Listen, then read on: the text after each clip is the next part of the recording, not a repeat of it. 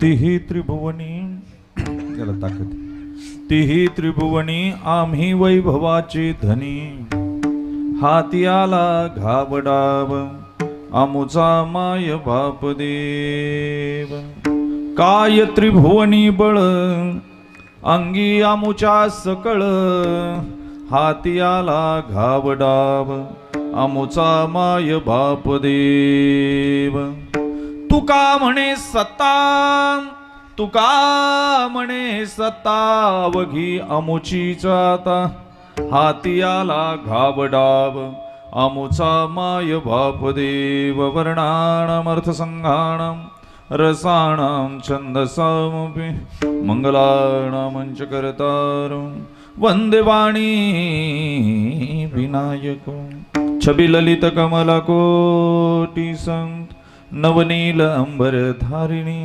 शशिबलिन कंज विलोचनी श्री चंद्रिका मृदुहासिनी आनंद घन गोविंद मन मंदिरानन्य निवासिनी गणश्याम सहित चातिर्की गणश्याम हिता मोरने योऽन्त प्रवेश मम वाचमिमां प्रसूक्तां सञ्जीवयत्यखिल शक्तिधरस्वधाम्नां अन्यावंशहस्तचरणश्रवणत्वकादीन् प्राणान् नमो भगवते पुरुषाय तुभ्यं पांडुरंगा करू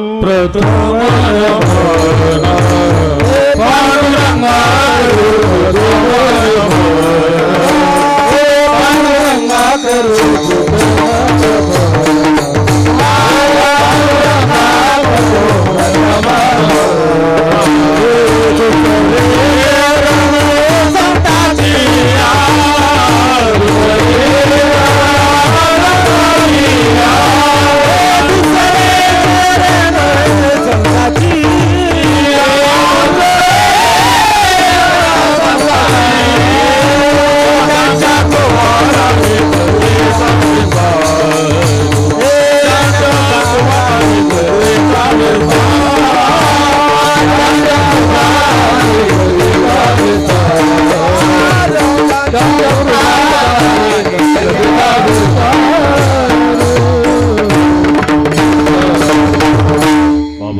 सद्गुरुदास तुका अलंकापुरी रम्यशी हस्तनस्तं पदं भोजतेजं स्फुरदिक्प्रदेशं विधीन्द्रादिदेवे सदा स्तूयमानं समाधिस्थमूर्तिं भजन्यानदेवं नमो सद्गुरु तुकया ज्ञानदीपा नमो सद्गुरु सच्चिदानन्दरूपा नमो सद्गुरु भक्तकल्याणमूर्ती नमो सद्गुरु भास्करा पूर्णकीर्ती तुकाराम तुकाराम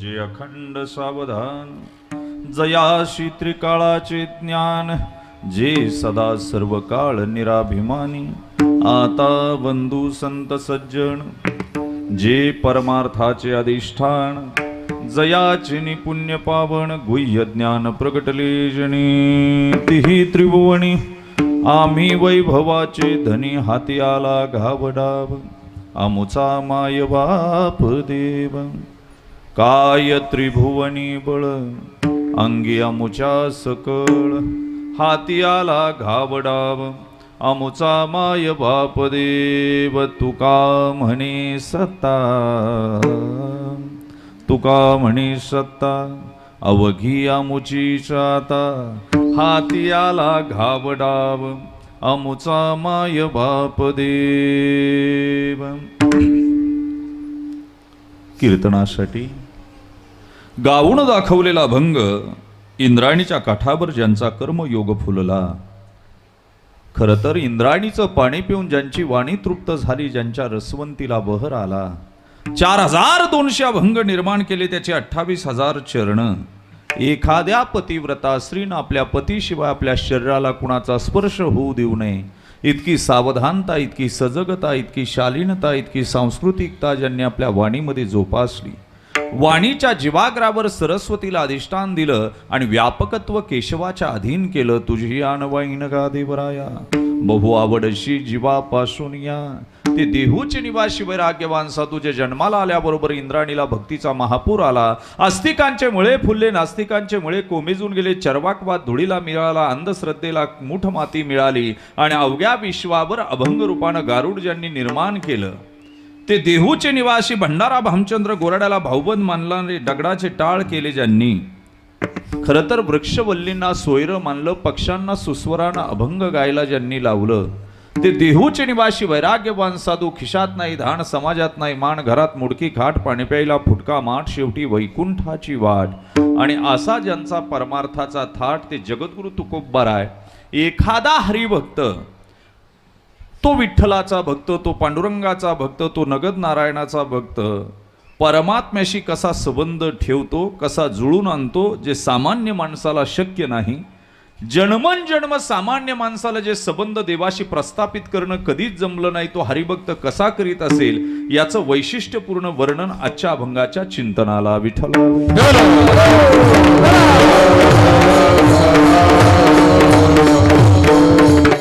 73वा असलेला हा नारायणगडाचा नारळी सप्ताह. काही ठिकाणी गुण असते पण रूप असत नाही, पण इथं रूपही आहे आणि गुणही आहे, याचा संयोग घडून जिथं आणला. इतका भव्य दिव्य सोहळा बाबांच्या पंखाखाली, शिवाजी बाबांच्या होत असताना, खरं तर अनंत ऋषींपासून चालू झालेला हा मार्ग राजमार्ग बनत गेला. आणि खऱ्या अर्थानं नगद नारायण महाराज असतील, दादा महाराज, महादेव महाराज, गोविंद महाराज, नरसू महाराज, महादेव महाराज, माणिक महाराज, पुन्हा महादेव महाराज, आणि ज्यांना जीवाच्या पलीकडे जपतात, जीवाशी जपतात, ते आमचे हरिभक्तीपरायण महंत शिवाजी महाराज. उत्तराधिकारी तेवढाच निवडला. अवघा महाराष्ट्र ज्यांच्यावर प्रेम करतो, आमच्यासारखे सगळे युवक कीर्तनकार ज्यांच्या शब्दाच्या बाहेर नाहीत. महाराष्ट्रात कोणत्याही कीर्तनकाराला फोन करावा आमच्या संभाजी महाराजांनी. वाऱ्यालाही धक्का लागू नये, मुंगी पायाखाली मरू नये. चंद्राची शीतलता, सूर्याची तेजस्विता, आकाशाचं व्यापकपण, धरतीचं धारिष्ट्य, आचार्याचं आचार्यपण, देवाचं देवत्व, मातेचं मातृत्व, कर्णाचं दातृत्व, गुलाबाची कोमलता, समुद्राची खोली बाबांकडूनच गंगेप्रमाणे ज्यांच्याकडं प्रवाहित झाली, ते महंत संभाजी महाराजांपर्यंत हा प्रवास होता. आणि आज एवढा मोठा सोहळा होत असताना विठ्ठल महाराज असतील, आदरणीय महाराज असतील, आमच्या अतकरी गुरुजींनी चाल गायली, श्रीहरी महाराज असतील, ही सगळी आणि संपूर्ण नाना सगळीच महाराज मंडळी. आता सगळ्यांचं नाव घेत बसत नाही चिंतनाच्या अंगानं, कारण हे व्यापकत्व मोठं आहे सप्ताहाचं. व्यासपीठावर आदरणीय महाराजजी अभंग गाऊन दाखवला, तो जगद्गुरु तुकोबारायचा आहे. देवाशी बाकी शास्त्रातलं ज्ञान तुम्हाला विश्वाचं ज्ञान करून देतं, पण देवाचं ज्ञान होण्यासाठी एक विशेषत्वानं प्रस्थापित संबंध देवाशी करावे लागतात. देव मात्र अजून कळाला नाही, चांगल्या चांगल्यांना सुद्धा ते ज्ञान प्राप्त होत नाही. वाक्य लक्षात ठेवा. अणूपासून विश्वापर्यंतचं ज्ञान तुम्हाला शास्त्रातून होईल, होईल, काही अडचण नाही. पण ते पुस्तकी ज्ञान आहे, त्याला डाटा कलेक्शन म्हणावं लागेल. Data collection, data selection, data presentation ही पोपट पंची आहे, याला काही अडचण नाही. बृहदारण्य उपनिषदामध्ये सांगितलं, या दृष्टीगोचर ज्ञानापेक्षा याच्याही पलीकडे असलेलं ज्ञान जे आहे ते जगद्गुरु तुकोबरायचा धगधगता सूर्य आम्हाला जे ज्ञान दाखवतो, आमची ज्ञानाई जे ज्ञान दाखवती, निळोबाराय जे ज्ञान दाखवतात, सॉक्रेटिस पासून निळोबारायापर्यंत, पुन्हा एकदा सांगतो, हे ज्ञान जे आहे ते देवाशी संबंध प्रस्थापित करण्यासाठी लाचावलेलं आहे. आणि तुमचं आमचं ज्ञान आहे हे बाजारू आणि व्यावहारिक ज्ञान आहे. याला देवत्वाशी संबंध कधीही प्रस्थापित झाला नाही. अहो, माणसाचा माणसाशी झाला नाही, बाकी तर माणसं माणसाला भेटतच नाही. बॉक्सला भेटतात सध्या. काय होतं? प्रेम नाही, जिव्हाळा नाही, नाती नाही, लबाडपणा आहे नुसता. एकमेकाला भेटत राहतात ते बॉक्स. वाक्य ध्यानात ठेवा. म्हणून अणू, मी बोललो, अणू सुद्धा त्याचीच सत्ता आहे. अणूच्या केंद्रकाभोवती जे इलेक्ट्रॉन फिरतात की नाही, याच्यासाठी सुद्धा एक ऊर्जा लागते. चिंतनाचा विषय आहे का, फार मार्मिक चिंतन मांडून जाईल. मला सांगा, अणूच्या भोवती जी ऊर्जा फिरते, ते इलेक्ट्रॉन फिरतात, ती ऊर्जा म्हणजेच परमात्मा आहे. त्यालाच परमतत्व म्हटलं. तेच ज्ञान आहे. काय वाक्य लक्षात ठेवा. तिथपासून ते सूर्य मालिकेमधले सूर्य सुद्धा, आणि जे चलनवलन होतं, जे डिस्बर्समेंट होती, ज्याला डिस्बर्समेंट म्हणता येईल, जी हालचाल होती, जे चलयन होतं, जे वलयन होतं, हे सगळं परमात्म्याच्या सत्तेशिवाय होऊ शकत नाही. तोच निर्माण करतो. तुझी सत्तेने वेदासी बोलाले, तुझी सत्तेने वेदासी बोलाले.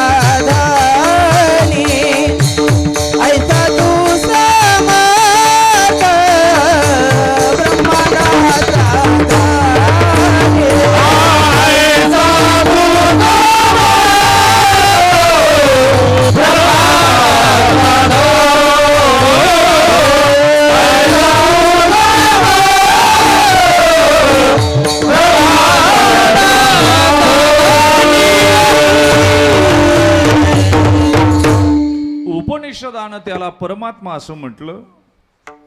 संतांनी त्याचंच वर्णन केलं. तुझी या सत्तेने वेदासी बोलणे, सूर्याशी चालणे, तुझी या सत्ते.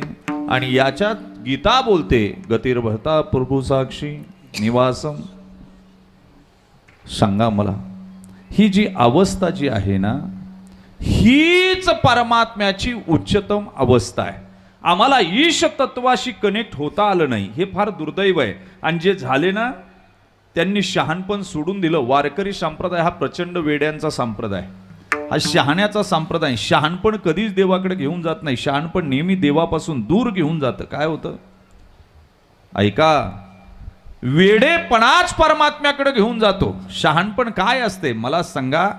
शहाणपणाचा जर विचार केला आतापर्यंत, प्रचंड वेडे आणि प्रचंड भिकारी जीवनात असलेली लोक यांनाच परमात्मा मिळालेला आहे. वाक्य लक्षात ठेवा. सम्राट, संपत्ती यांना परमात्मा मिळाला नाही. मगाशी बोलून गेलो, अगदी सॉक्रेटिस पासून ते निळोबारायापर्यंत. मला सांगा, जर विचार केला, चिंतन केलं, उपनिषदानं जनकाचं चिंतन केलं, अरे जनक तृण तोंडामध्ये धरून यज्ञवल्क्याच्या समोर ज्ञानासाठी बसतो. वाक्य लक्षात ठेवा. काय चिंतन असेल. मी कधी कधी विचार करतो की जनकाला सुद्धा यज्ञवल्क्या पुढे बसावं लागतं की नाही मला सांगा. त्याच्याही पुढे जाऊन सांगा, जानश्रुती राजा काय असेल. रैक व मुनी, ज्याच्याकडे प्रपंचच फक्त एक गाडा आहे, एक छकडा आहे आणि त्याच्या खाली आपला प्रपंच मांडून पुस्तकांचा बसतात, त्यांच्या पुढं सम्राट ज्ञानासाठी बसतो. आतापर्यंत जेव्हा जेव्हा ज्ञानाची तहान लागली त्यावेळी सम्राटांनी ती भिकाऱ्यांकडून भागवलेली. काय बोललो मी कळालं तर पा. परमार्थाच्या दृष्टीनं श्रीमंत आणि भौतिक सुखाच्या दृष्टीनं भिकारी असलेलेच परमात्म्याशी नातं जोडू शकलेत. बरं का, आतापर्यंतचा इतिहास आहे. आणि ज्ञान नेहमी ज्ञानाचा गर्भ गरिबाच्याच पोटात जन्माला येतो, श्रीमंताच्या पोटात तो कधी वाढलाच नाही आतापर्यंत, आणि वाढणं शक्यही नाही. वाक्य लक्षात ठेवा, कधीच वाढणार नाही. गरिबाच्या, मला सांगा मशरूम कुठं जन्माला येतो? सुपीक जमिनीत. अरे कचऱ्याच्या डब्यात. पण खाणाऱ्यानं कधी विचार केला काय? IAS IPS पोरं कधीच श्रीमंताची होणार नाही. ज्यांच्या पोरांना बटणं घालायला बाई आहे, घास घालायला बाई आहे, शाळेत सोडायला नोकर आहे, यांची पोरं IAS IPS कधीच होणार नाही. वाक्य लक्षात ठेवा. ज्याच्या आईच्या केसांना तेल मिळालं नाही, जिनं मजुरी केली दुसऱ्याच्या इथं, ज्याच्या आईबापानं भाजीपाला विकला, अशांचीच पोरं क्लास 1 होणार. वाक्य लक्षात ठेवा मी काय बोलतो. ज्ञानाचा गर्भ नेहमी गरिबीत वाढतो. कैक उदाहरणं तुम्हाला सांगता येईल. अहो, महाराष्ट्राचा राजा, सालंकृत छत्रपती, 5 पातशाया ज्यानं पायाखाली दाबल्या, तो सुद्धा प्रापंचिक दृष्ट्या भिकारी पण परमार्थाच्या दृष्टीनं सम्राट असलेल्या माझ्या तुकोबरायांच्या पुढे ज्ञान घेतात, ते म्हणजे छत्रपती शिवाजी महाराज. विचार करा ना तुम्ही, ज्ञानाचा गर्भ. बुद्धांचा पहा विचार. सम्राट बुद्ध राजवाडा सोडला, एक घोडा, तो घोडाही सोडला आणि बोधी वृक्षाच्या खाली भिकारपणात बसले, त्यावेळी ते ज्ञान प्राप्त झालं आणि त्या ज्ञानाच्या जोरावर आज बौद्ध धर्म चालू आहे. काय बोललो मी कळत असेल तर पहा. ज्ञानाचा गर्भ नेहमी गरिबीतच वाढतो, भिकारपणातच वाढतो. तो श्रीमंताकडे कधी वाढलेला आतापर्यंत पाहायला मिळालेला नाही. वाक्य लक्षात ठेवा मी काय बोलतो.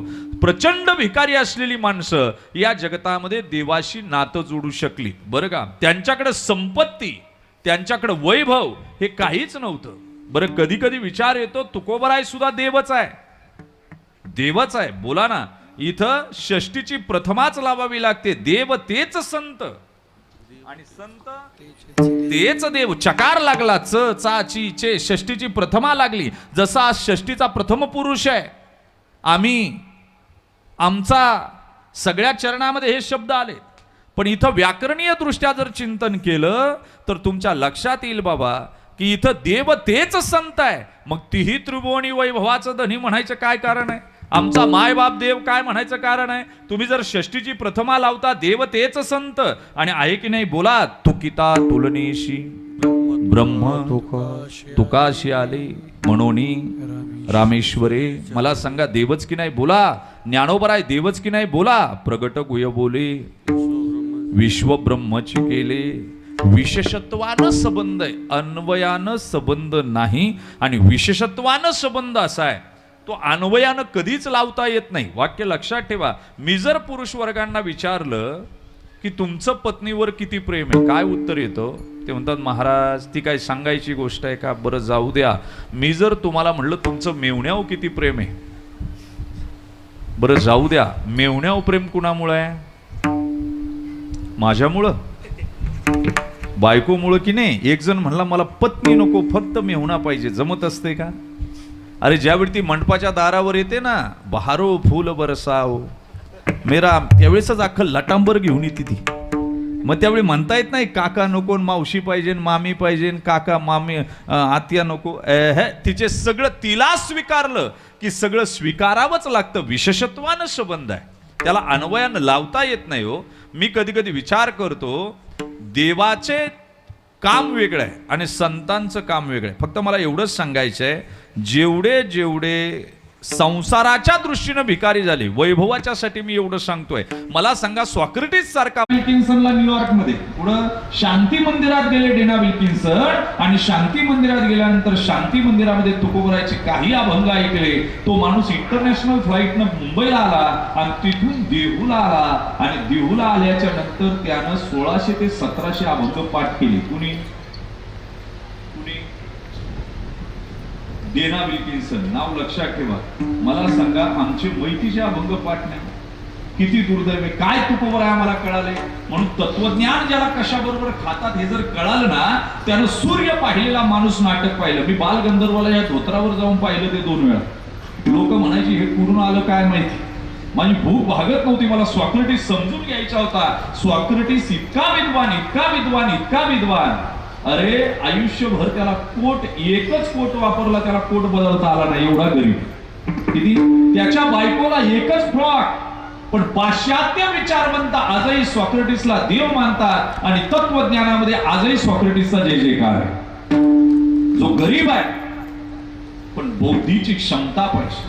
तुम्ही श्रीमंत आहात, श्रीमंती काय कामाची? 90 रुपये प्रत्येकाकडे. त्याच्यापेक्षा श्रीमंत असेल तर 90,000 आहे, त्याच्यापेक्षा श्रीमंत असेल तर 90 लाख आहे, त्याच्यापेक्षा श्रीमंत असेल तर 90 कोटी आहे. पण वरचा 10चा आकडा कुणाचाच कंप्लीट झाला नाही. राजा रावणाचा झाला नाही, राजा सिकंदराचा झाला नाही. तुमची आमची काय अवस्था आहे की खेत की मुली आहे, मुली भी नाही मामूली आहे. काय बोलू? मुली भी नाही मामूली आहे. वाक्य लक्षात ठेवा. तुमचं आमचं जीवन त्या वैभव ज्याला म्हणतो, मी हे सगळं वर्णन वैभवासाठी करतोय. मग जर वैभव नसेल, मला 9व्या अध्यायामध्ये ज्ञानोबराय म्हणतात, काही लोक पैसा कमवण्यासाठी पहा परदेशात जातात. ते विद्वान असतात असं काही नाही, माझ्या दृष्टीने ते बुद्धिहीन आहेत. काय? प्रेमाची लोक सोडून हावकड्यासारखं परदेशात जातात, प्रेमाची लोक इथंच सोडतात. अभिलाषे भार, हा अभिलाषेचा भार ज्ञानोबराय म्हणले. आणि दुर्दैव असं आहे तर त्यांना आम्ही सज्ञान म्हणतो. किती दुर्दैव आहे मला सांगा. मग सज्ञान आणि ज्ञान याच्यात फरक आहे. पहा, आपण वेड कुणाला म्हणतो, शहाणं कुणाला म्हणतो. वेड कुणाला म्हणतो पहा, आणि शहाणं कुणाला म्हणतो याचा जर विचार केला, शहाणं त्याला म्हणायचं का ज्याला 1 रुपयाचे 2 रुपये करता येतात. ऐका, ज्याला सुंदर बायकोपासून मुलांची उत्पत्ती करता येते, प्रजनन क्षमता ज्याला करता येते. तिसरी गोष्ट आहे, एक घर बांधलं पण ते कमी पडलं म्हणून मोठे बंगले ज्याला बांधता येतात, आम्ही त्याला शहाणं म्हणतो. पण वेड कुणाला म्हणायचं मी तुम्हाला सांगतो का ज्याला याच्यात काहीच रस नाही, फक्त परमात्म्याशिवाय याचा विचारच नाही, त्याला वेड म्हणा. वाक्य लक्षात ठेवा. आणि तो जगात सुखी आहे, जगात सुखी आहे. त्याला वेगळं काही करण्याची गरज नाही. तुम्ही संपत्ती ज्याला म्हणता, तुम्ही ज्याला वैभव, विभव धातूपासून वैभव हा शब्द आला. विभव धातूपासून, बरं का? विभव म्हणजे काय? वृद्धी होणं. त्याला अजून एक आहे अभ्युदय, त्याला दुसरा शब्द आहे अभ्युदय. अभ्युदय म्हणजे काय? उत्कर्ष होणं. आता चल अचल संपत्ती जी आहे, स्थावर जंगम जी संपत्ती आहे, तिच्यामध्ये काय उत्कर्ष होणार? कोळसाही त्याच अणूपासून तयार होतो आणि हिराही त्याच अणूपासून तयार होतो. तुमच्या घरामध्ये हिरा ठेवला काय आणि कोळसा ठेवला काय? काय हिऱ्याला पिल्लू जन्माला येतं असं काही आहे का? काय हिऱ्यापासून दुसरा बारीक हिरा जन्माला येणार आहे? मग त्याला विभव का म्हणायचं? विभव भवती इति विभवा. शास्त्रानं चिंतन केलं. तुम्ही ज्याला वैभव म्हणताना ते वैभवच नाही, ते वाढत कधीच नाही. वैभव तेच आहे का जे परमात्म्याशी नातं जोडल्यानंतर इह लोकातून परलोकापर्यंत मुक्तीच्या साधनेनं घेऊन जातं, त्याला वैभव म्हणावं. बस, बाकी काही म्हणू नये. प्रपंच कुणालाही करता येतो, कुणालाही करता येतो, काही अडचण नाही या जगतामध्ये. म्हणून वैभव त्याला म्हणावं की जीवनामध्ये जे वृत्ती होतं, परमात्म्याच्या दृष्टिकोनातून जे वृत्ती होतं ना, त्याला वैभव म्हणावं. आणि म्हणून या तिन्ही त्रिभुवनामध्ये, बरं का, संत म्हणतात आम्हीच वैभवाचे धनी आहे, बाकी कुणी नाही. अभंगाच्या पहिल्या चरण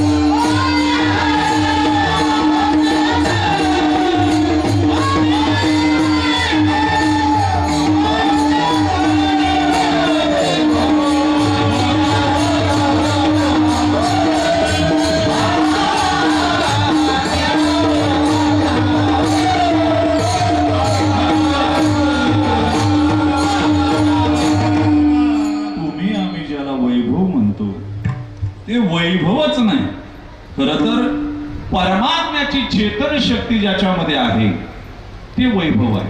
परमात्मा कुठे आहे? चलन वलन करतो तो परमात्मा. आद्यगुरु शंकराचार्य सांगतात की या देहामध्ये सुद्धा चैतन्य जर निघून गेलं तर बायको सुद्धा भूत भूत म्हणून पळते. काय होतं? बायको सुद्धा भूत म्हणत नाही, या बॉक्सला ती तिचा मालक समजते. हे दुर्दैव आहे. मग खऱ्या अर्थानं आम्ही चैतन्य ओळखलो पुढे देवाशी आमचा संबंध जोडला गेला नाही. आणि ज्यांनी देवाशी, आता देव कुठे आहे परत इथून सुरुवात करावं लागेल. चित्तद्रष्ट आहे, देव द्रष्टा आहे, चित्तद्रष्ट नाही. वेदांताची परिभाषा पहा.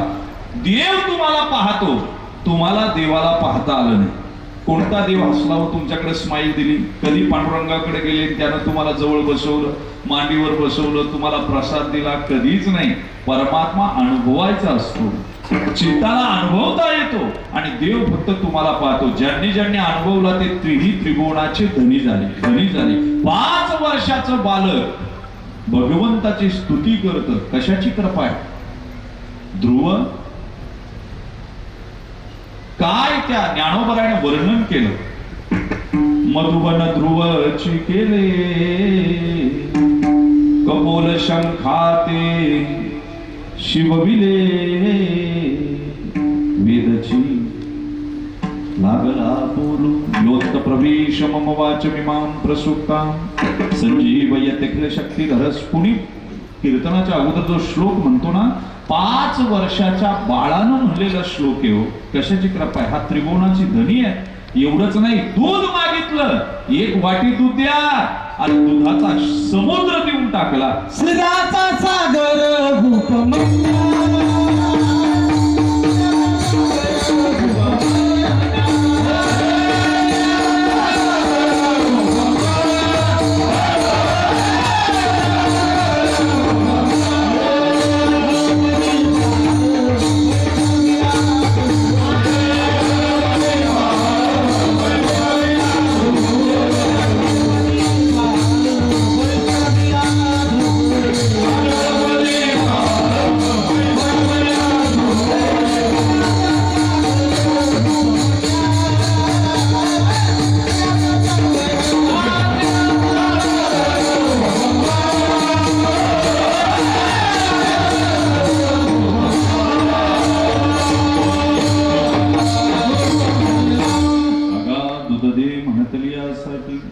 अवघी क्षीराब्दीची करोनी वाटी उपमान्य पुढे दुर्जटी ठेविली जैशी. अरे इथं काहीच नाही. गर्भामध्ये सुद्धा त्रिभुवनाचा धनी झाला. गर्भ एकनाथ महाराजांची उभी भागवतामध्ये. ऐकोनी नारदाची गोठी तेने मज गर्भीच मारिली मिठी तो जन्मला कयादू पोटी. भक्त राज प्रल्हाद नुसता भक्त नाही, राज तीही त्रिभुवनी आम्ही वैभवाचे धनी. ऐका ना, हे विभव धातूपासून वैभव तयार झालं. मग वैभव तुम्ही ज्याला समजता, देव अजून कळाला. मी मगाशी बोललो देवानं कुठं स्माईल दिली आम्हाला? देवाला शोधता येत नाही. आम्ही पागल आहे. आम्ही मंदिरं बांधली तिथं सीसीटीव्ही लावले. काय लावले आम्हाला कळा ना. दिवाळीमध्ये 500 रुपयाची लक्ष्मीची मूर्ती आणतात, तिच्याकडे पूजा करून संध्याकाळी कोटी रुपये मागतात. काय देव कळाला? सकाळी चालायला जातात, दुसऱ्याची फुलं चोरून आणून आपल्या देवाची पूजा करतात. मला तर गणितच कळत नाही यांची. काय देव कळाला मला सांगा? मॉर्निंग वॉकला जाते आणि दुसऱ्याची फुलं चोरते ना आपल्या देवा. तुम्ही फुलं चोरली देवानं पाहिली नाही काय? जर तो त्रिभुवनात असेल तो पाहतो ना, तो द्रष्टा आहे ना. तुमचं चित्त द्रष्ट नाही, परमात्मा द्रष्टा आहे. आम्हाला कळालं नाही. संसारात आल्यानंतर आम्हाला भगवंत कळे ना. एखाद्या बाईला एका माणसाचा फोटो दिला आणि त्याला म्हटलं याच्या बरोबर संसार कर, जमत असतंय का? जमत नसतंय ना. तिथं प्रॅक्टिकली चैतन्यच लागते, त्यावेळी संसार होतो. काय होतं ऐका, तसं परमात्मा साधकाला मिळालाच पाहिजे, त्याचं नातं जुळलंच पाहिजे. त्याशिवाय नगद नारायण महाराज तयार होत नाही, त्याशिवाय महंत शिवाजी बाबा तयार होत नाही. वाक्य लक्षात ठेवा. त्याशिवाय संभाजी बाबा तयार होत नाही, त्याशिवाय नारायणगड रूपाला येत नाही. परमात्म्याशीच नातं जोडावं लागतं. काय बोललो मी? इतरांचं काम नाही ते. मला सांगा, मग तुम्ही म्हणाल आम्ही काय भिकारी व्हावं का? सगळ्यांनी आपल्या पोटात ज्ञानाचा गर्भ जमा करायची गरज नाही, पण ज्यांना ज्ञान झालंय त्यांच्या तरी पाहायला गेलं पाहिजे ना, कसा जन्माला येतो गर्भ. मला सांगा, आम्ही कधी कृष्ण सगळ्यांच्याच पोटात जन्माला येणार नाही, पण ज्यांच्या घरी आलाय, वसुदेव देवकीकडे आला, तो तिथून निघाला, इकडं नंद यशोदेकडे आला, पण समाधान मात्र सगळ्यांना दिलं. तसं ज्ञान संतांकडे आहे, पण आम्ही जर पाहिलं तर आम्हाला ज्ञान मिळेल. दादा, आम्ही कधीतरी पाहिलं पाहिजे. आम्ही पाहत नाही, हे दुर्दैव आहे. आम्ही जोपर्यंत ते ज्ञान पाहिला जात नाही तोपर्यंत आम्हाला ते मिळत नाही. लक्षात ठेवा. आणि म्हणून तुकोबराय शोधावे लागतील. तुकोबरायचे शब्द पिसाट आहे. शब्द प्रभू विष्णू शास्त्री चिपळूणकरला अलेक्झांडर ग्रँडला पत्र लिहिलंय, बरं का. तुकोबरायच्या गाथ्यात काही शिव्या आल्या, तेवढ्या वगळून गाथ्याची पुनर्बांधणी करू की कसं करू. अलेक्झांडर ग्रँड पत्र लिहितो, मी जरा गाथ्याचं चिंतन करतो, मनन करतो, निध्यासन करतो आणि मग तुम्हाला कळवतो. अलेक्झांडर ग्रँडनं पत्र लिहिलं, शब्द प्रभू विष्णू शास्त्री चिपळूणकरला, चिपळूणकर, तुम्ही सूचित केल्याप्रमाणे मी गाथ्याचा अभ्यास केला, चिंतन केलं, मनन केलं, निजध्यासन केलं, पण ज्यांचे शब्द स्वयं परब्रह्म बदलू शकले नाही, तुझ्यासारखा 20 पैसे रोजाचा माणूस ते शब्द काय बदली, कोणाची भाषा. हे गावातला महादू म्हणत नाही, अलेक्झांडर ग्रँड म्हणतो. कोण म्हणतो? विचार कर. तुकोबरायांचे शब्द पिसाट आहे. आम्ही फक्त त्या मार्गाने गेलो पाहिजे. आम्ही त्या मार्गाने गेलो पाहिजे. आम्ही त्या मार्गाने गेलो की मुक्कामाला पोहोचणार, हे निश्चित आहे. तेनेची पंथे चालू जा,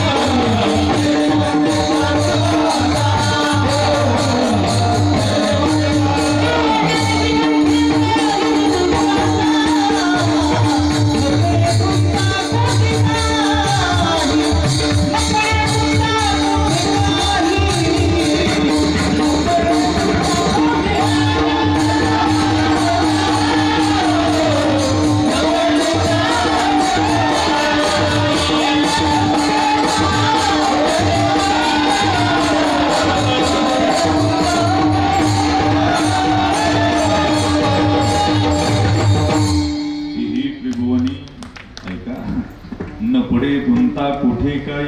आमच्या आयुष्यामध्ये तिनेची पंथे चालू जातात. संतांनी जे मार्ग दाखवलेत ना, त्या मार्गाने गेलं पाहिजे. बाबा, आम्हाला जाता येत नाही, हे दुर्दैव आहे, आणि आम्ही नको त्या मार्गाने प्रवास करतोय. अजून संप्रदायाच्या वारकरी लोकांचे देवारे जर तपासले, शंख, शिंपले, काचा, दगडी, गोटे, कुत्री, पत्रे याचं पूजन चालू आहे. किती दुर्दैव आहे. 13वा अध्याय का, 13व्या अध्यायामध्ये भगवंत श्रीकृष्णाला सांगतात, पार्था, हा आणून मला एका कोपऱ्यात ठेवतो ना, हा तीर्थयात्रा हिंडत फिरत बसतो रे, मी याला माझं कसं म्हणावं. काय परमात्मा कळाला मला सांगा. जिकडं तीर्थयात्रेला जाईल तिकून देव आणता, आणि घरात देवांची जत्रा भरवली, तुम्ही भरवली की नाही मला सांगा. याच ओवीच्या खाली परत कृष्ण अर्जुनाला सांगतात, पार्था, हा 7 दिवस माझी पूजा करतो, 8व्या दिवशी एखाद्या वेशेनं ग्राहक चळवावा असा नवीन देव धरतो. सांग, मी याला माझं कसं म्हणावं. खरंय ना, पंढरपूरला स्ट्रेट जात नाही, जाताना तुळजापूर, गाणगापूर, अक्कलकोट, जमलं तर नाशिक करून मग येते परत. काय येते त्याचा अजून भाग नाही. काळूबाईला सुद्धा जाऊन येतं तिथे. काय अजून त्याला कळत नाही. वारकरी त्याला कळालं नाही की पांडुरंग पुरेसा आहे, मला ज्ञानोबा आहे, तुकोबा आहे पुरेसे. हा एकविध भाव अजून त्याच्याकडे तयार झालेला नाही. आणि ही चुकी तुमची नाही, आमच्या कीर्तनकारांची, प्रचारकांची, प्रसारकांची. आम्हाला अजून पांडुरंगाच्या जवळ तुम्हाला अंताच आलं नाही, हे फार दुर्दैव आहे. काय अंत आलं नाही. आम्ही दुकानं टाकली, त्याला नाव दिलं ज्ञानोबा आहे, तुकोबा आहे, पण मटेरियल मात्र आमचं विकत बसलो. काय झालं? त्याच्यामुळं फार दुर्दैव असं झालं की आमची व्यासपीठं इतर संप्रदायाने कॅच केली, आणि त्या आमचं ज्ञान घेऊन त्यांच्या संप्रदायाचा प्रसार करायला लागले. हे दुर्दैव झालं.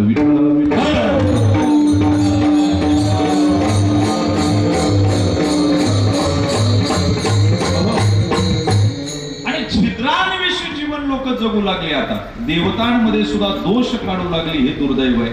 पण तुकोबराय म्हणले देवतांमध्ये दोष तुम्हाला काय मिळतील? उधळल्या माती रवी कळामुळे हे कैसे नकळे भाग्यहीना.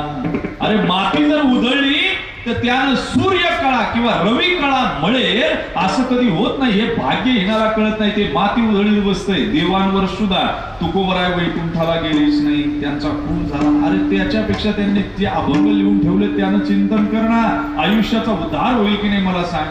पण करत नाही ना, हे दुर्दैव आहे. मी कधी कधी विचार केला, तुकोबराय कळणं हे सोपं काम नाही. तुकोबराय म्हणतात आम्ही सूर्य आहे, आमचा दिवा घेऊन अंधार शोधण्यासारखं आहे. काय आम्हाला शोधणं म्हणजे दिवा घेऊन अंधार शोधण्यासारखं आहे. दीपक घेऊन या धुंदीची अंधार,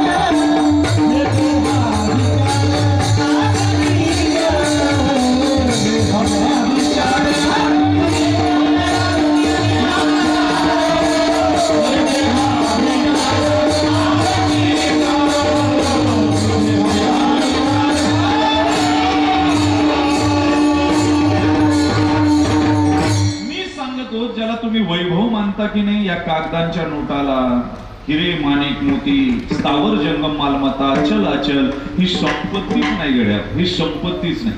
खरी संपत्ती परमात्म्याशी एकरूप होणं, त्याला ओळखणं, त्याच्याशी नातं जोडणं हे महत्वाचं आहे. हे फक्त संतांना जमलं. हे कुणाच्याही नादी लागत बसले नाही, कुणाचे पाय चाटत बसले नाही. परमात्म्याशी डायरेक्ट संबंध त्यांनी जोडला आणि तो विशेषत्वानं जोडला, अन्वयानं जोडला नाही. मी मगाशी बोलून गेलो की अन्वयानं संबंध जोडणं वेगळं आणि विशेषत्वानं संबंध जोडणं वेगळं.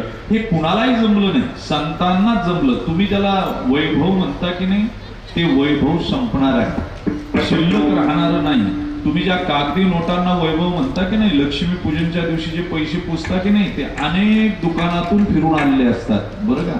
वाट आणि त्या कागदाच्या नोटांना तुम्ही जर लक्ष्मी समजत असाल, जे रोज त्याला अगरबत्ती लावतोय त्याच्या खिशात येत नाही, पण एखादी अशी दुकानं लागल्यात बाहेर का ती स्त्री त्या पैशावर नाचते, हे दुर्दैव आहे. काय बोललो मी कळत पहा ना. आपण घंटी वाजून अगरबत्ती लावतो, आपल्याकडे येत नाही.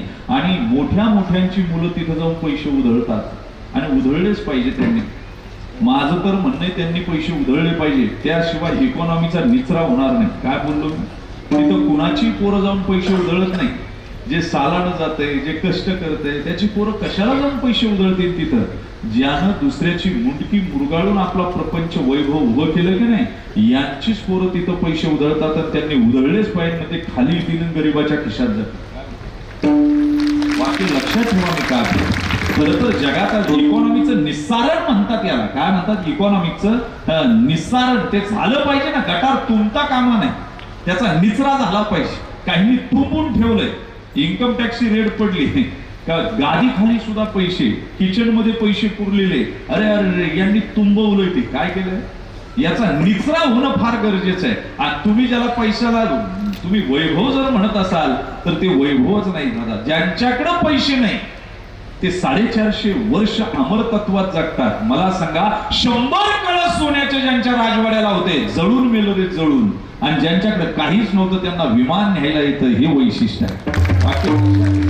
तुम्ही ठरवायचं. म्हणून मी नेहमी सांगतो, दिवस असा घालवा की रात्र सुखाची जाईल. आणि त्याच्यापेक्षा लहानपण असं घालवा की तरुण पण सुखाचं जाईल. तरुण पण असं घालवा की म्हातारपण आनंदाचं जाईल. आणि म्हातारपण असं घालवा, असं घालवा, असं घालवा की मरण सुखाचं आलं पाहिजे. मेल्याबरोबर स्वर्गात नगर नारायण महाराज पांडुरंग उभे पाहिजे. ये माझ्या लेकरा दमला काय ये. अरे ते जीवन असलं पाहिजे. सकाळ अशी घालवा का दिवस सुखाचा जाईल, आणि दिवस असा घालवा की रात्र आनंदाची जाईल. आणि रात्र अशी घालवा, अशी घालवा, अशी घालवा सकाळी तोंड दाखवायला लाज नाही वाटली पाहिजे. काय बोललो मी कळालं तर? सकाळी तोंड दाखवायला जर लाज वाटत असेल तर काय ते जगणं आहे? अजिबात नाही. मी नेहमी सांगितलं, वैभव वैभव वैभव. आम्ही तुम्हाला सांगतो, पण ज्यांचं वैभव नाही, मला सांगा, तुकोबरायांचं कर्ज बुडवणाऱ्यांची नावं आहे का कोणाच्या लक्षात? त्यांनी वैभवासाठीच बुडवलं तुकोबरायांना. मला सांगा, पण एकाचंही नाव आता यादीत नाही. पण ज्यांनी कर्जाच्या थकबाक्यांच्या वह्या गंगेत सोडून दिल्या, त्यांचं नाव मात्र चंद्र सूर्य आहे तोपर्यंत राहील. वाक्य लक्षात. तुम्ही ज्याला वैभव म्हणता की नाही, ते वैभव झूट आहे. काय लागतंय आता? आमच्या सारख्यांचं रडणं सुद्धा मगर मचके असरू नाही. काय? मगरीचं पोट भरलं का मग ती तीरावर येते रडत बसते. डोळ्यातून अश्रू गाळते. आता आमचं सुद्धा असंच आहे, मरेपर्यंत सगळी सोय करायची. आम्ही काय बाबांसारखे ब्रह्मचारी नाही. संभाजी महाराजांचा सुद्धा त्याग आहे. ही सगळी ब्रह्मचारी माणसं आहेत. आम्ही काय, आम्ही मरेपर्यंतची सोय करून ठेवली आणि मग कीर्तनात म्हणायचं सोने रुपया मृत्युके समान. अरे त्याचा काय उपयोग आहे? ते यांनी म्हणावं, यांना शोभा देते, कारण माग कुणीच नाही ना. आम्ही पिढ्यानपिढ्याची सोय करून ठेवली. आम्ही वैभव लोकांना सांगतो, पण आम्हाला विभव धातू जर कळाला तर उत्कर्षाकडेच चाललो आम्ही. जड अचल चल संपत्ती आम्ही वाढवीत चाललो, म्हणून वैभव कशाला म्हणायचं. आणि काहींना वैभव मिळाले ते पचवता येत नाही. आमच्याकडचा एक पाटील आहे, 1 रुपया कधी कुणाला सोडत नाही. पार दाता भगवती बानवा असं जरी त्याला सांगितलं तरी जमत नाही. उलट दुसऱ्याचे आपल्या खिशात कशी येतील याच चिंतन करत राहत. त्याला एक जण म्हणला, पंढरपूरला येतो का? तो म्हणला, फुकट असल्यावर मी पुढे जातो. पंढरपूरला गेलं, गंगेत स्नान करायला गेलं. देवानं ठरवलं का आता हे गिराईक बऱ्याच दिवसानं आलं, याला मातीतच घालायचं आहे. देवानं वासुदेवाचं रूप घेतलं पहा. आणि वासुदेव आला, नाचू लागला, चिपळ्या हातात, गळ्यात कवड्याच्या माळा, त्याला उडपीच घातलेल्या, नाचू लागला. वासुदेवाला हो वासुदेव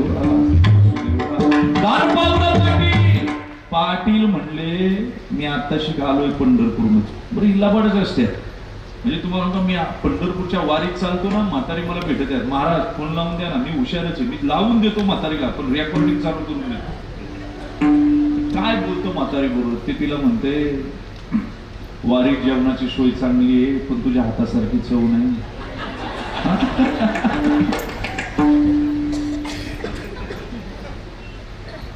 तू पाय नव्हती, वाटचाल उरकली असती.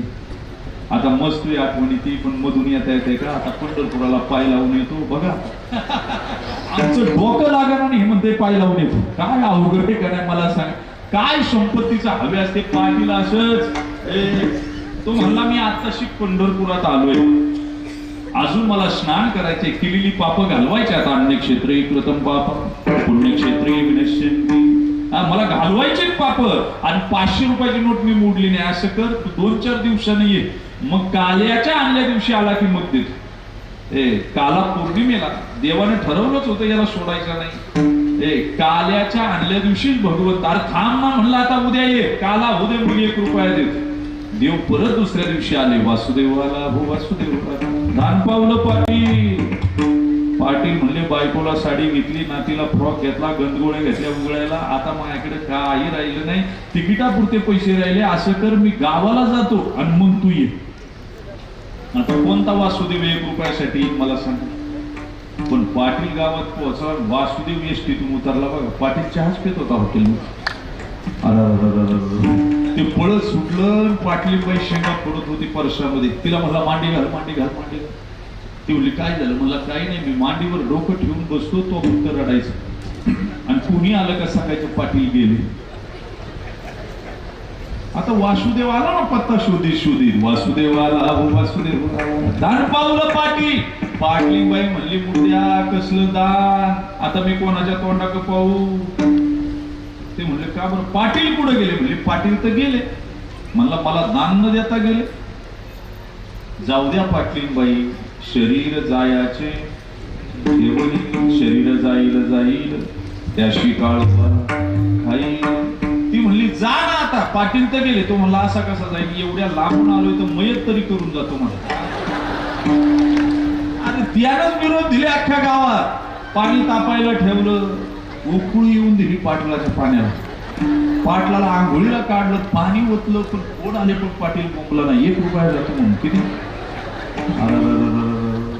तिरडीव मानलं पाटलाला, तुळशीचं पान तोंडात घातलं. सकाळपासून भूक लागली, पण हलवा तर 1 रुपया जातो. वासुदेव दिसतो की नाही. तिरडी रचली, पुढं चिता रचली, चितेवर पाटलांना वर गाठीचं लाकूड ठेवलं, तरी पाटील काही बोलाना. शेवटी देवालाच दया आली हो. तैसा अपकार्यावर उपकार. देव म्हणले, पाटील रुपया सुटला. पाटील म्हणले, हे बघ पठ्ठा उठला. काय वैभव आहे लोकांचं. विठाला विठाला.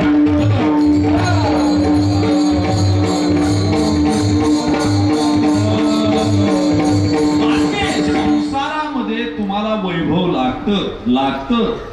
पैशाशिवाय काही होत नाही, हे मलाही माहिती आहे. पण पैसे जोडताना सुद्धा त्याला जोडणी आघाडा उत्तम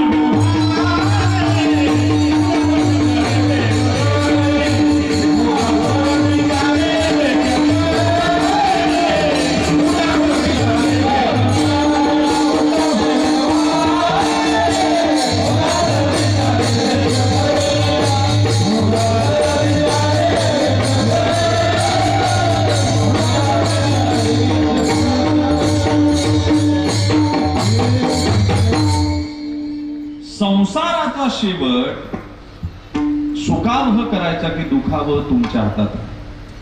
परमात्म्यानं तुम्हाला आयुष्य दिलं, 1 वर्षाचा हिशोब सीएला देताना घाम फुटतो. आयुष्याचा हिशोब परमात्म्याला द्यायचा शेवटच्या क्षणी. आपण सगळी तयारी केली, इथून गुजरातला गेलो, गोव्याला गेलो, मुंबईला गेलो, सगळी तयारी करतो जायची यायची, पण ती 4-5 दिवसाची ट्रिप आहे. पण जिथून परत यायचंच नाही तिथली तयारी कधीच करत नाही. माणूस लग्नाची तयारी करतो, घर बांधायची तयारी करतो, सगळी तयारी करतो, पण जिथून परत यायचं नाही त्याची तयारी झाली नाही. मग मृत्यू आला का घाबरतो. हे दुर्दैव आहे. ऐका, मग बोलत असताना मी सांगेल संसार दुःखाचा जागर आहे. इथं संपत्ती जमा करा नका करू, जमा केली तरी दुःख आहे, गेली तरी दुःख आहे, सगळंच आहे. हा, व्यय झाला तरी दुःखच आहे. मग संसार दुःख आहे, पण त्याला शस्त्र केलं पाहिजे. पहा, मी एम ला होतो ना, आमच्या सरांनी आम्हाला विचारलं आता काय करणार तुम्ही पुढं. कोण म्हटलं मी IAS होणार, कोण IPS होणार, कोणी MPSC लढणार. मी म्हटलं मी वकील होणार. आमच्यात एक रमेश नावाचं पोरग होतं, ते मागं म्हणलं चल मी MBA मध्ये मार्केटिंग मध्ये MBA करणार. सर म्हणले तुला नीट बोलता येत नाही, तू वस्तू कसं काय विकायचं. बरं, सेल्समन एवढा हुशार पाहिजे, टाकल्या माणसाला सुद्धा कंगवा ऐकता आला पाहिजे. काय केलं सेल्समन एवढा हुशार पाहिजे ना, चालू त्यानं ऐकला पाहिजे, टाकला असला तरी. ते त्याला सेल्समन म्हणायचं. मला सांगा, तो म्हणला थल थिकन तर येत्यातच थिकन, नाही तर थिकणार नाही. सर म्हणले परीक्षा घेऊ, 100 रामायण दिली आम्हाला विकायला, औंध परिसरामध्ये विका म्हणले विद्यापीठाच्या बाहेर. संध्याकाळी बोलवलं, किती गेली, कोण म्हणतंय 10, कोण म्हणतंय 5, कोण म्हणतंय 12. त्याला विचारलं रमेश किती गेली रे. म्हणला थल थकली त्या थकली.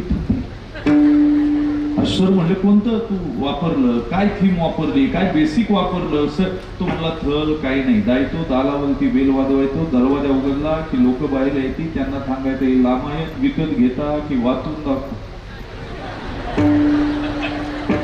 मला कळत तर बघा, नाही तर उद्या कळत कसा ताण घेऊन. मला सांगा, ते जर बोबडेपणाला घाबरला असतं 100 रामायण विकली असती का. त्यानं बोबडेपणा कवटाळून धरला असता.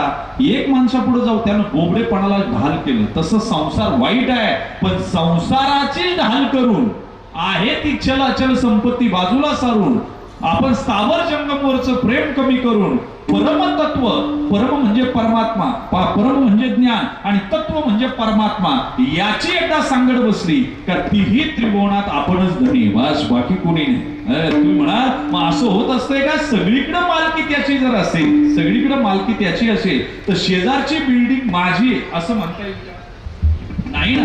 तुम्ही म्हणल्यानं कोण अटक करीत नाही हो. मी म्हणून हे कीर्तन चाललं ही जमीन माझी म्हणल्यानं कोण अटक करत.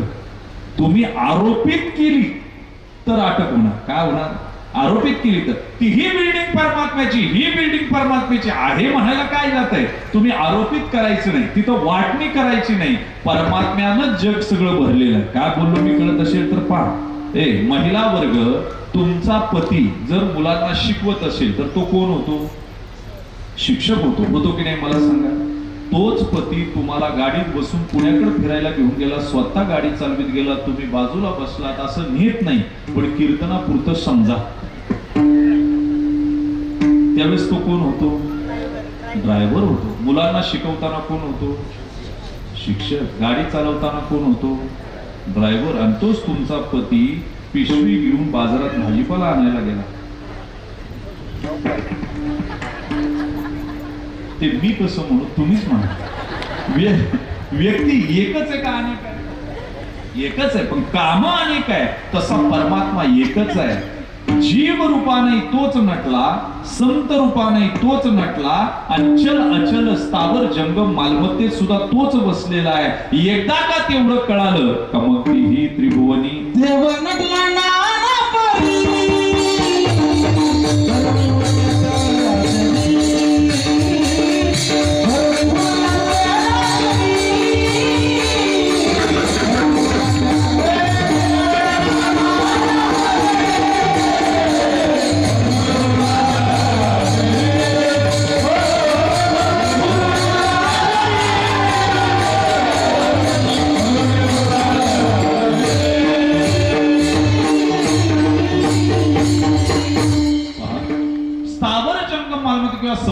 कमवताना अनेकांची साथ घ्यावी लागते. संत कुणाच्याही पाया पडले नाही बरं का. त्यांनी विशेषत्वानं मरेपर्यंत एकाशी संबंध जोडला आणि जो संबंध फार वैशिष्ट्यपूर्ण आहे, कुणालाही जोडता येतो. आपल्याला मी तुझा बाप आहे असं कोणी म्हटलं तरी बरं वाटतं. आता त्याचा वेगळा जर अर्थ काढला तर मग अवघड आहे. पण मी तुझा बाप आहे, तू माझ्या आईसारखी आहे म्हणायला काय हरकत आहे. दिव्य संबंध आहे तो. पण कुणी कुणाला म्हणू शकत नाही मी तुझ्या पतीसारखा आहे, मी तुझ्या पत्नीसारखी आहे असं म्हणू शकत नाही. ते विशेषत्वानं संबंध नाही. जे जे संबंध लावले ते विशेषत्व देवाशी आहे. आणि बाप्तानं सुद्धा लेकरासारखं सांभाळलं बरं का. आई जर असेल ना, तहानं लेकरू असेल तर त्याला जवळ धरते. तुम्ही तानं म्हणून जाणते लेकरू माता लागे दूर धरू. तुम्ही लहान जर असाल तर देव जवळ घेतो की नाही मला सांगा. इतकं घेतो. आणि मिळवता येतं ना देवाचं. मला सांगा, आई बाजारला निघाली आणि पोरं रडायला लागली. 3 पोरं तिला. आणि पोरं रडायला लागल्यानंतर तिनं काय केलं, खाऊ दिले. बरं, खाऊ दिल्याच्या नंतर 2 पोरं नादवली. पण एक पोरग फार हुशार होतं. त्यानं खायचा पुडा परत आईच्या अंगावर फेकला आणि अंग झाडायला लागलं. आईनं त्याची कपडे पिशवीत भरली आणि त्याला कडेवर घेतलं. ते दोघं नादवले, म्हणली याला घेऊन जाते. आणि पुढे गेल्यावर ते रडायला लागले. ते म्हणलं का रडता आता. ते म्हणलं मला खाऊ पाहिजे. काय पाहिजे आता कळालं तर पहा. आता शहाणा बघतोय ना, तो आई पाहिजे आणि त्याची दैवी संपत्ती सुद्धा पाहिजे. काय पाहिजे, मायबाप होऊन. मला सांगा, प्रल्हादाला ज्यावेळी नरसिंह अवतारामध्ये मांडीवर घेऊन चाटलं, किती वैशिष्ट्य आहे मला सांगा. लक्ष्मीकडे गेले सगळे देव का तुम्ही त्यांना शांत करा. ते म्हणले हे रूप मी कधी पाहिलं नाही. कोण म्हणतंय, लक्ष्मी. कधी कधी होतं स्त्रियांचं, आपल्या पुरुषाचं रूप त्यांना कळालेलं नसतं. वरातीत नाचताना कधी पाहिलं नसतं. वरातीमध्ये निवडणुकीच्या प्रचारात मग लोक म्हणतात त्यांना शांत करा. ती म्हणती नाही हो, असं रूप मी कधी पाहिलं नाही. काय लक्ष्मी सुद्धा म्हणते असं रूप मी कधी पाहिलं नाही.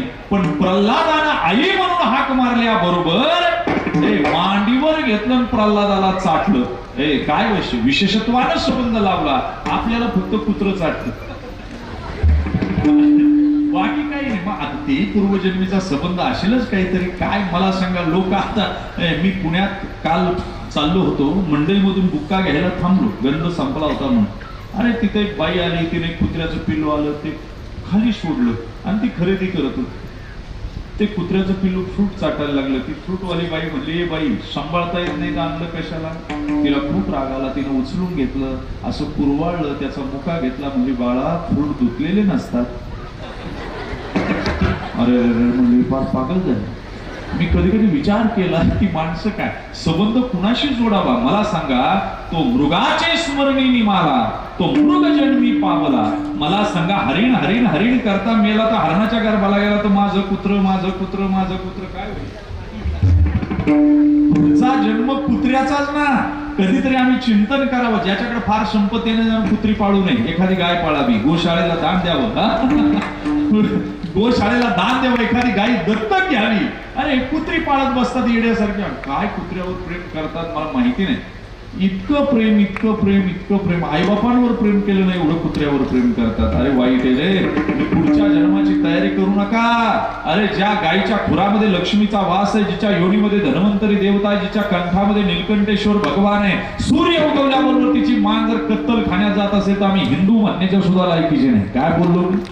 आणि जिथं गायीची कत्तल होते तिथं शास्त्र सांगतं, जे देशी हत्या घडे तिथे पर्जन्य ना पडे. पर्जन्यच पडणार नाही. वाक्य लक्षात ठेवा. आणि म्हणून आम्ही फार पैसे असतील तर गाया पाळत जा, काहीतरी करत जा, सुंदर धर्माच्या कामाला पैसे लावत जा. तुम्ही काय करता जे, आणि साठवण्यात काही अर्थ नाही. जी संपत्ती तुम्ही साठवली की नाही, त्याला काय अर्थ आहे मला सांगा. माझ्याकडे काल दोघं नवरा बायको आले आणि तू मला महाराज येईल जरा समजून सांगा. नवरा बायकोच्या नात्यात तिसऱ्याला एकतर फेर करायला लागला का समजा आपलं वाटोळ झालंय नात्याचं. काय झालंय, नात्यात माझ्या हातानं मला घातलेली. म्हणलं काय झालं. म्हणले महाराज आज कंपनीला सुट्टी होती, मी कपाट उघडलं, हिच्या कपाटात 500 साड्या आहेत. म्हणला किती. पूर्वी गरिबी होती, आता काही तसं राहिलं नाही. तुमच्याकडचीच बातमी होती, आता मी वाचली येता येता. एका बाईनं कपाट उघडलं, सगळ्या साड्या अंगावाल्या, त्यात गुदमरून गेली. वाचित जा अशा बातम्या चांगल्या जरा थोडं थोडं. पूर्वीच्या काही लाकडांची गरज होती, आता लाकडाची गरज नाही, नुसत्या कपड्यात सुद्धा होईल. शेवटी काही राहत नाही, शेवटी कपड्यात सुद्धा होऊन जाईल. काय राहते मला सांगा. त्या बाईला विचारलं काय ताई, ती म्हणजे महाराज मला काय दुसरा छंद आहे का, जिकडे जाईल तिकडे फक्त साड्याच आणायच्या. तो म्हणला महाराज वापरायला नको का, गडीवर फाटल्यात. मी म्हणलं ताई तुला किती साड्या लागतात, म्हणजे महाराज मला 200 तरी पाहिजे. म्हणलं मग उरलेल्या साड्या ट्रायबल एरियात जा, ज्या माय बहिणीच्या अंगावर कपडे नाही त्यांना त्या वाटून टाक. तिनं वाटल्या आणि मला फोन आला, रडत होती. मी म्हणलं का रडती, वाईट वाटलं काय. म्हणजे महाराज 500 साड्या जमा केल्या तेव्हा जेवढा आनंद मिळाला नाही ना, 300 साड्या वाटल्यावर तिच्या 10 पट मिळाला. काय झालं. हे तुम्ही संकलित करू नका, विचार करा. योग्य पद्धतीने संपत्तीचा विनियोग करणं आणि देवाशी नातं जोडणं. आईबाप हे नातं अतिशय गोड आहे. तुकोबरायांच्या अंगावर शिवजी कासराच्या बायकोनं सोमल नावाचं विष घातलेलं पाणी ओतलं तरी तुकोबराय म्हणले नाही गंगे आग लागली ग शरीराला. जय माझी काया जय माझी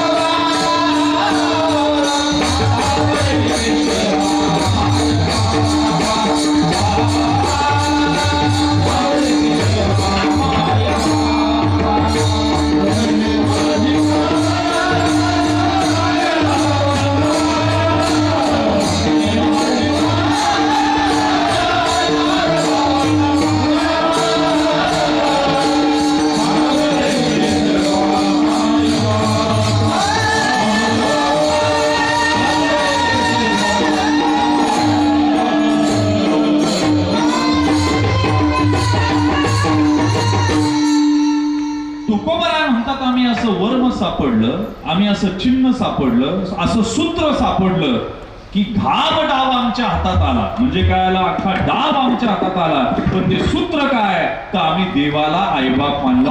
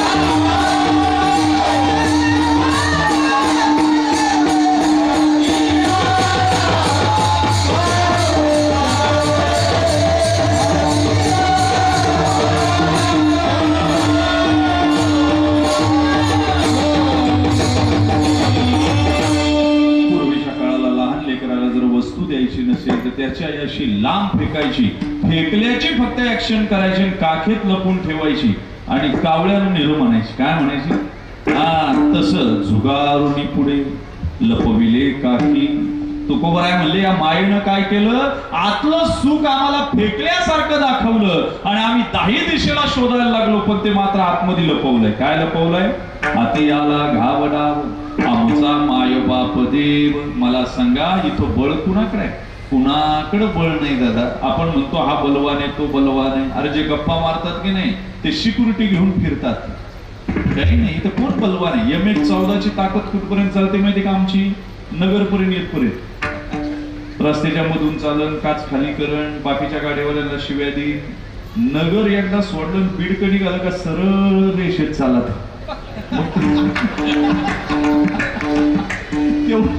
तेवढंच बळ असतंय.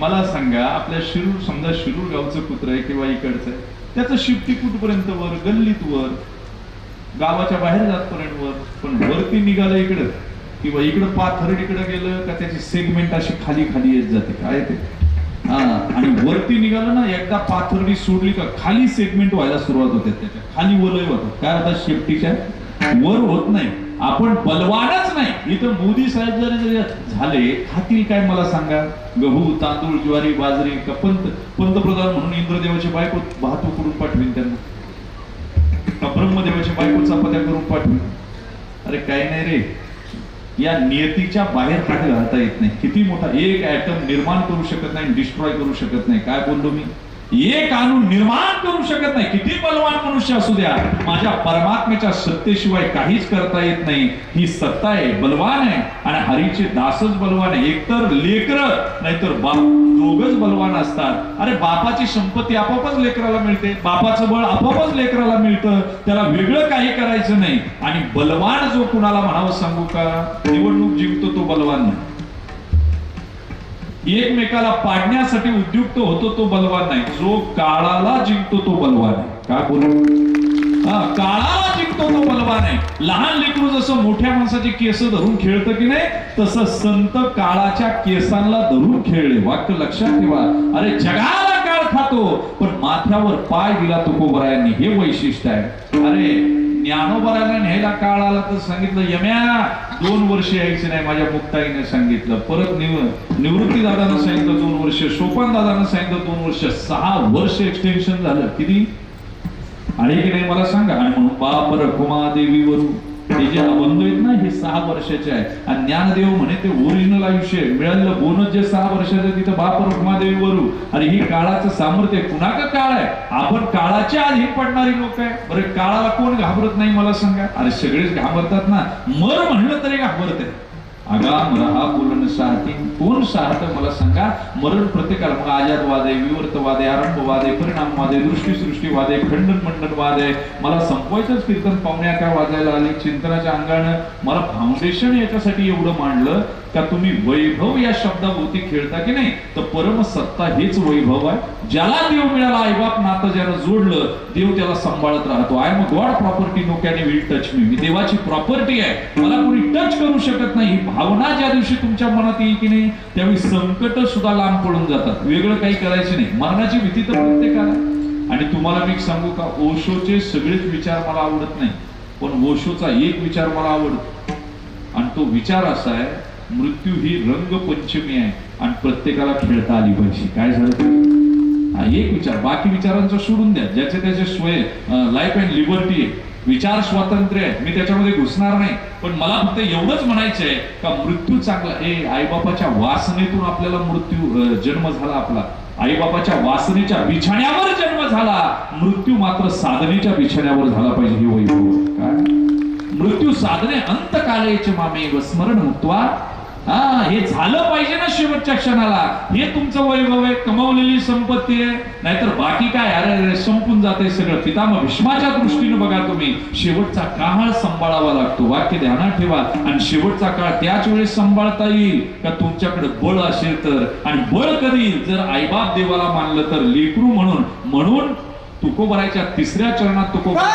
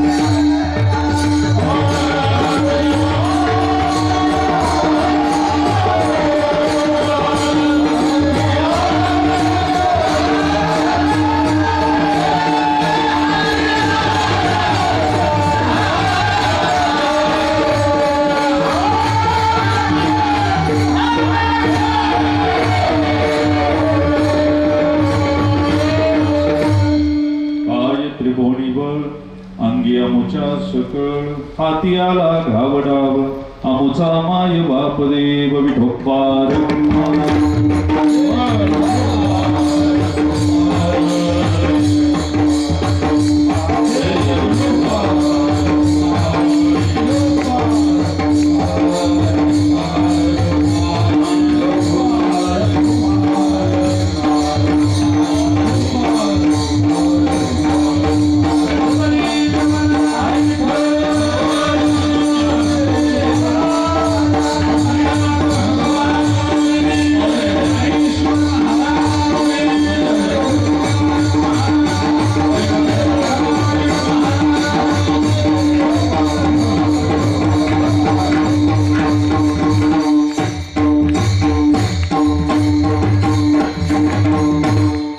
सत्ता नाशिवंत आहे, कुणालाच कायम स्वरूपी ती मिळालेली नाही बरं का. व्यभिचारिणी आहे सत्ता. म्हणून लोकांनी माझी शब्द काढला. काय काढला? आजी शब्द आहे पण डिक्शनरीमध्ये माझी शब्द काढला. माझी शब्द का काढला? जर आजी माझी शेजारी बसला तर ते माझी आजीला सांगते तुझ्याकडे जी तिचं लग्न कधीतरी माझ्याबरोबर झालं होतं. काय झालं? तुम्हाला कळालं तर बघ. कधी 5 वर्षात तिनं पती बदलला, कधी कधी तर 1.5 दिवसात सुद्धा बदलला. आणि सत्तेसाठी सगळी धावाधाव चालू आहे. काय पळापळ कशासाठी? सत्ता सुंदरी जी आहे. आणि तुम्हाला सांगू का रामराज्य कधी? रामराज्य त्याच वेळेशी ही सत्ता सुंदरी हार घेऊन प्रत्येकाच्या दारात जाईल आणि मला कुणीतरी हार घाला पण प्रत्येक घरातून थुंकलं जाईल की तुझी आम्हाला गरज नाही. त्या दिवशी रामराज्य. काही वाक्य लक्षात ठेव. आणि अजून पुढे बोलू का कधी? ज्यावेळी ही प्रशासनाची लोक दारोदार फिरतील, अरे कुणीतरी फॉर्म भरा, कुणीतरी फॉर्म भरा, आणि ज्यावेळी तुम्ही म्हणाल ना आम्हाला तुमची गरज नाही, तुमची सत्ता तुम्ही, त्या दिवशी रामराज्य. काय रामच तुमच्या भरोशावर बसलाय का तुम्ही रामराज्य निर्माण कराल? काय रामच तुमच्या भरोशावर बसलाय? मी काहीतरी विचार करतो. आपण राहतो रावणाच्या राज्यात आणि राम राज्य येण्याची वाट पाहतो. असं होत नाही रे दादा. मी कधी कधी विचार केला सत्ता सुंदरी ही व्यभिचारिणी. व्यभिचारिणी तुम्हाला सांगू, निवडून आलेला कुणी असू द्या ते पराभूत झालेल्या उमेदवाराच्या द्वारापुढून निवडणूक नेतं, मिरवणूक नेत आहे. आणि इतक्या किंकाळ्या, इतका बँडबाजा. पण तुम्हाला सांगू का, ती त्याच्या दुःखाची सुरुवात असते. काय असते? आजची मिरवणूक 5 वर्षानं खुर्ची सोडतानाच दुःखाची सुरुवात आहे. काय वाक्य लक्षात ठेवा. म्हणून सत्ता कधीच कामाची नाही. पण मी नेहमी सांगितलं एक सत्ता परमात्म्याची अशी आहे बरं का. तुकोबराय म्हणतात जर आईबाप ज्याला मानलं तर जेनेटिक दृष्ट्या बरोबर सगळं वैभव त्यालाच मिळणार आहे. दोष असतील तर दोष मिळतील, गुण असतील तर गुण मिळतील, वैभव असेल तर वैभव मिळेल. त्यात काय? तेव्हा मला सांगा. आता सध्या परिस्थिती तशीच आहे ना. आईबापाकडे जेवढं ज्ञान आहे तसंच पोरांना असतंय.